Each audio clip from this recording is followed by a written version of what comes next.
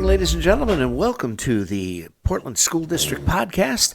And we're in our Town Tech Educational Podcast studio at Portland High School. And with us is our Superintendent of Schools, Dr. Charles Britton. Hi, Charles. How are you? Hey, Dave. How are you? Happy holiday season here. Most wonderful time of the year. Yes, it is. And this is going to be our episode number 25, and a.k.a. holiday version. Yes, that's right. Okay, so anyway. So tell us what's going down in the school system. Yeah, no, we are well underway. I do want to kind of start, not to start too doom and gloomish, but I do want to recognize that yesterday was the 10th anniversary of what happened in Newtown. Yes, Sandy Hook. Yes. Oh my goodness, I remember that day well. I was the principal at Amity Regional High School, which is about maybe half hour from Newtown. Yes, and it was such an horrific, awful day. So.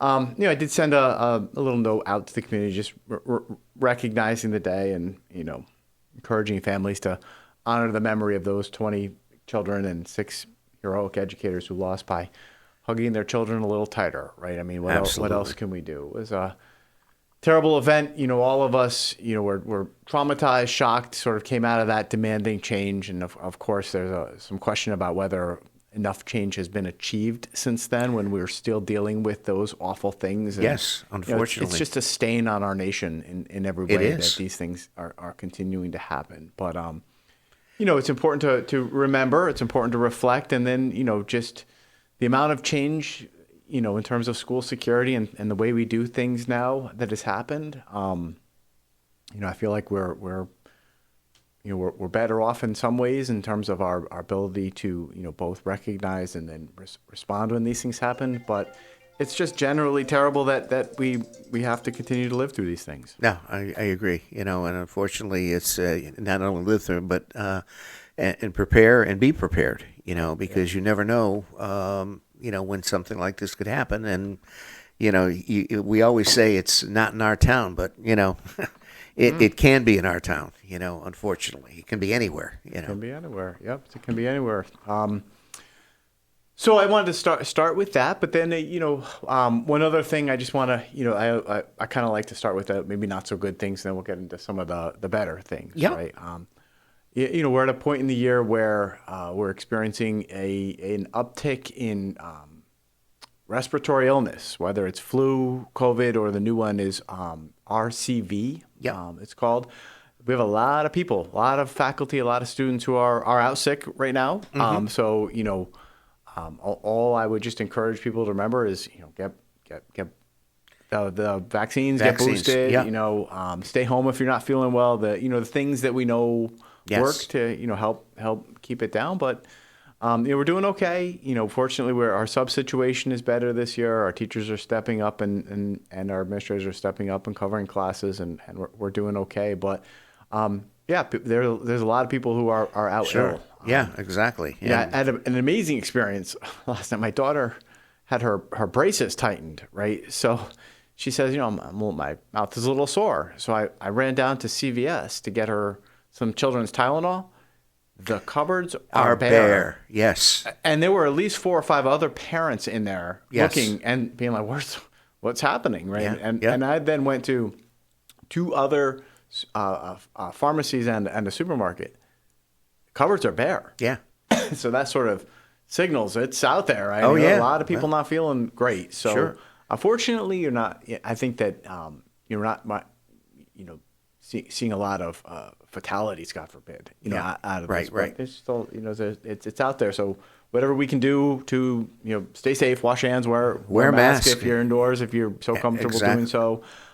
We definitely are not considering any kind of, return to mask mandates or vaccines or anything. No, but I think everybody has to be cognizant. If you don't feel well or whatever, do yourself a favor and do everybody else a favor. Right, and, that's it. And put on a mask. Yeah, it's back to the era of personal responsibility. Right? Exactly. And the other thing that's being affected, quite adversely is our healthcare systems. Our hospitals and walk-in clinics are being really tested, and with the demand that's out there of young pediatric cases as well as the older folks that are individuals. They're all susceptible. Yep. No, we are all in this together, and it's an obligation to take care of each other and take care of the most vulnerable amongst us, and that's what we should be doing for sure. Sure. Absolutely. Absolutely. So beyond those two sort of little more gloomy things, we had our first taste of winter weather. I'm looking out the Yes, we did. The window behind you, and I'm seeing snow on the ground. We had a 2-hour delayed opening this week. Yeah. And I'm hearing that there's going to be some rain to mix snow Something. this week. So, it's that time of year. And I'm often asked by people, how do superintendents make these decisions? And, I guess You're damned if you do, and you're damned if you don't.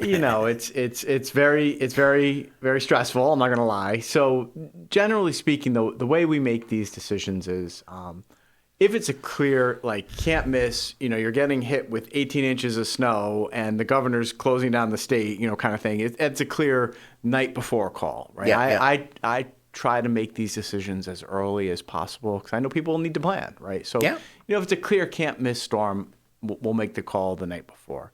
But this being Southern Connecticut, sometimes the difference in 3 degrees is what will be the difference between a closure and a delayed opening or nothing, right? So I'm up often on those days. Like I imagine tomorrow morning, it's Thursday this week, and we're getting something tonight, whether it's rain, or coating, or ice, at 4 a.m. and checking with Public Works, consulting with area superintendents, and then I'm on usually a conference call with an area meteorologist who's giving us the lay of the land. And for our buses, they need to know no later than 6:30 in the morning if they're running. Yeah. So if it's a really tough decision, I might be making it as late as 5:45. Mm-hmm. But generally, I'm making the call before 6:15. So if folks haven't heard from me, and once I make the decision, it goes out in voicemail, voice message, and an email. Mm-hmm. By 6:15, that means it's a regular day. Okay. But otherwise, I'll think usually around 5:45 or so, I'm hitting send on the messages. Mm-hmm. And it obviously is a decision that merits considerations about safety. Sure, absolutely. For me, I'll tell you this week, the 2-hour delay call, in my mind, it was often a recognition that while Portland roads, a lot of people were like, yeah, they're not too bad. They got to brush some snow off, but I'm a seasoned New Englander. I know how to drive in this, and why do we need a 2-hour delay? I also recognize that many of our faculty, staff, and teachers live in other towns. Yep. Right. Mm-hmm. And what's complicated about that is the weather in other towns is different. Yep. Right. But, I make the decisions for Portland, but if I'm a parent of young kids in another district and that district has a delay, I'm often stuck having to wait the 2 hours before I put my own kids on the bus. So, I have to consider not only the safety, but the logistical implications of what happens if, you have X percentage of teachers out sick and then X percentage of teachers who are going to be 2 hours late because their district's delayed. Right. How does that affect our ability to have enough adults here to get kids off the buses safely and into classrooms? Yeah. So it's often a complicated decision that doesn't just reflect the road conditions, but reflects other logistical needs that we might be looking at. Sure.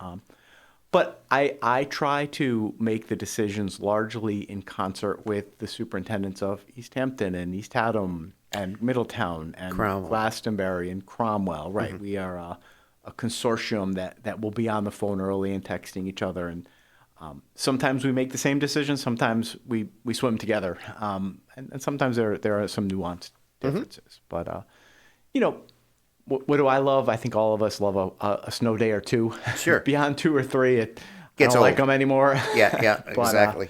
That's where we are. And, sometimes people ask me, how do you make that decision? And those are some of the things that factor into that. Well, that's the mechanism, that's the process, and, we have to deal with it, to go from there. And like I say, we're just coming out of the gate now, so we'll be getting into the thick of winter. Yeah. And, maybe we'll have a white Christmas. That would be nice. We haven't had one in a while, have we? Not that I can remember. Yeah. We're in some sort of stick season, right? Yeah. Exactly. So anyway, well, that's good. So hey, we had an awesome band and chorus concert this past week. I went to the middle school and the high school in-person concerts. They were amazing, phenomenal. A new middle school band director is doing a terrific job, and he's joined a veteran and outstanding faculty, and the kids sounded great. We have the middle school play tomorrow night. Winter sports season is underway. Yep. All basketball, indoor track, wrestling, going strong. Finished up a really successful fall season. Things are going well. Yeah. Football team did really well. Football team did really well. Girls soccer did really well. It was great. It was great. Good. And I hope people come on out and watch some basketball games, see our kids compete, and enjoy that. Yeah, I think we had our first girls basketball game. I think I think they're scrimmages now. Are they scrimmages? Yeah, Oh, I'm not okay. sure. I think they're still in that sort of preseason phase, Okay. but it'll start. I don't know the exact date, but I think in the next week or so are the opening. Oh, okay. All right. games. I thought they played Prospect, I think. Maybe, this I don't know. was. I think this was the first game. Okay. Yeah, I think so. The next one, Friday night, is a home game. Yep. So, yeah. Here we go. Buckle up. There you go. Lock and load. Yeah, buckle up. Beyond that, I just saw the guys out there on the track taking the bore samples. Yes, that's coming in. In fact, Ryan mentioned that in his podcast also. Yeah, underway. That's happening. Very excited about that. We're in the thick of the year, working on all of our budgets for next year and capital improvement plans. And I'm optimistic. Budget season's never a lot of fun, to be honest with you. But we got to do what we got to do. It's we're in a difficult inflationary cycle. I'm not sure that we're going to be at the 2% increases anymore. Maybe be a thing of the past. I think we had to start laying the groundwork for percent increases in budgets that reflect the cost of heating fuel and diesel and cost of doing business. So I hope everybody's aware of that, and we'll do our best to make sure we steward taxpayer funds wisely. But I think that the reality of the situation is, we're looking at a different reality. Yeah, exactly. Or the new normal. That new normal. Yep. Yes. So awesome. Well, that's great. Fantastic. So, any plans for the holidays?